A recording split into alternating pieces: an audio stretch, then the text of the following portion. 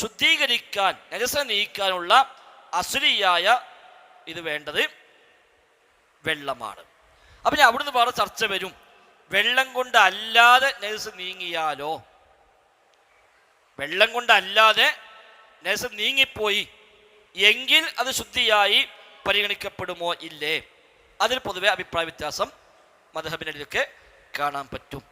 അത് ഷാഫി മദ്ഹബിലൊക്കെ അത് പറ്റില്ല, വെള്ളം കൊണ്ട് ശുദ്ധിയാക്കി തന്നെ ശുദ്ധിയായി കണക്കാക്കുകയുള്ളൂ. എന്നാൽ കൂടുതൽ പ്രബലമായത് അതല്ല, ആ നജസ് നീങ്ങുക എന്നാണ് ഉദ്ദേശം.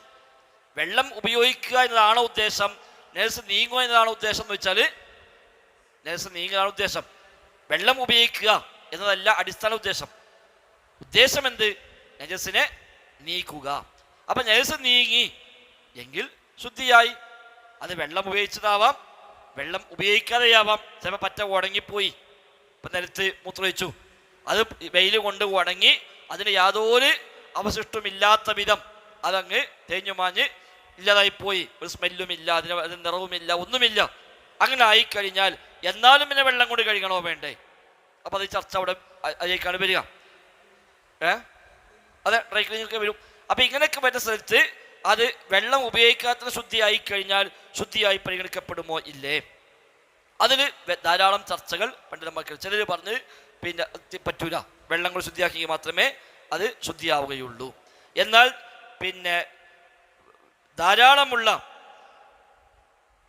വെള്ളം, നജസായ ധാരാളമുള്ള വെള്ളം സ്വയം ശുദ്ധിയായി കഴിഞ്ഞാൽ ശുദ്ധിയായിട്ട് പരിഗണിക്കാം എന്ന് എല്ലാവരും ഇത്തിഫാക്കാവുന്നു. ഒരു തോന വെള്ള സ്ഥലത്ത് ഒന്നാകത് അശുദ്ധിയായി മാറി, പിന്നെ അത് സ്വയം ശുദ്ധിയായി 4 ദിവസം കഴിഞ്ഞപ്പോൾ അതങ്ങനെയാണ് സ്വയമാണ് ശുദ്ധി. അപ്പോൾ കിണറൊക്കെ കിണറ്റൊക്കെ ചിലപ്പോൾ എന്തെങ്കിലുമൊക്കെ ഒരു വല്ലതും വീണ് കഴിഞ്ഞാൽ ചിലപ്പോൾ വെള്ളം വാർക്കേണ്ടി വരില്ല, ചിലപ്പോൾ 4 ദിവസം വെള്ളം കോരാൻ നിർത്താൻ അതങ്ങനെയാണ്ട് ശുദ്ധിയായി പോരും.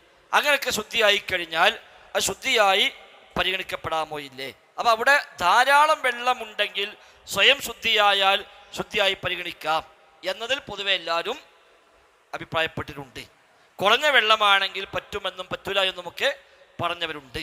അപ്പം അതിൽ കൂടുതൽ ശരി, എത്ര വെള്ളമാവട്ടെ, നജസ് എന്ന അവസ്ഥ അതിൽ നിന്ന് നീങ്ങിപ്പോയാൽ അത് ശുദ്ധിയായിട്ട് പരിഗണിക്കാം. അത് വെള്ളം ഉപയോഗിച്ചാണെങ്കിലും ശരി, വെള്ളം ഉപയോഗിക്കാതെയാണെങ്കിലും ശരി. കാരണം നേരത്തെ പറഞ്ഞ മറ്റേ അശുദ്ധി പോലെയല്ല നജസ്.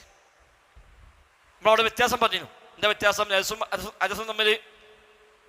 നജസ് ഒരു വസ്തുവാണ്, ഹദസ് ഒരു അവസ്ഥയാണ്.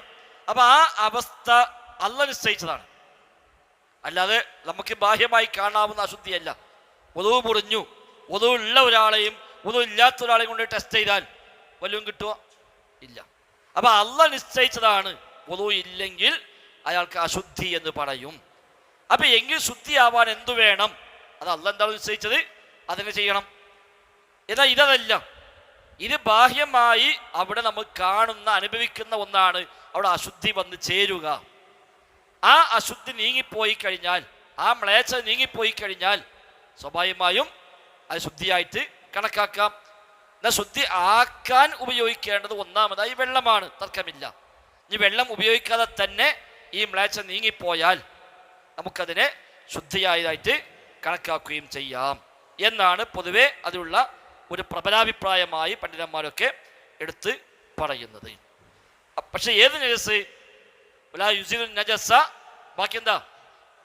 അത്വാരിഅ. കിതാബ് നോക്കണില്ല. വലാ യുസിദു നജസ ത്വാരിഅ, ത്വാരിആയ നജസ്.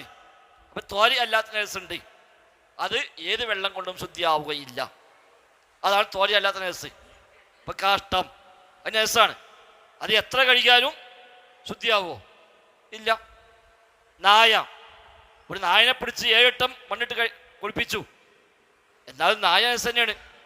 അത് അസ്ലിൽ തന്നെ ആ വസ്തു തന്നെയും നജസാണ്. നമ്മൾ പണ്ട് ഐൻ നജസ് എന്ന് പറയും, മദ്രസയൊക്കെ പഠിച്ച കാലത്ത് ഐൻ നജസ്, അത് ആ വസ്തു തന്നെയും നജസാണ്. അതിന് ശുദ്ധീകരിക്കുക എന്നൊരവസ്ഥ ഇല്ല, അത് ശുദ്ധിയാകണ പ്രശ്നം ഇല്ല. മറ്റതല്ല, മറ്റ് വസ്തു ശുദ്ധമാണ്. ശുദ്ധമായ വസ്തുവിൽ ഒരു മ്ലേച്ഛത വന്ന് ചേരുക വഴി തൽക്കാലം അത് നജസായി മാറി. അങ്ങനെ വന്നാൽ ആ നജസ് നീക്കുന്നതിനെ പറ്റിയാണ് ഇവിടുത്തെ ചർച്ച. അതാണ് വലാ യുസിദു നജസ ത്വാരിഅ എന്ന് പറയുന്നത്. ത്വാരിആയ നജസിനെ നീക്കുകയുമില്ല. അപ്പൊ ത്വാരി അല്ലാത്ത നജസോ അത് പിന്നെ നീക്കുന്ന പ്രശ്നം ഇല്ല. തോരി അല്ലാത്ത അസ്ലിൽ തന്നെ ഉള്ള നജസ് അതേതായിരുന്നാലും ശുദ്ധിയാക്കുക എന്ന അവസ്ഥ ഉണ്ടാകുന്നില്ല.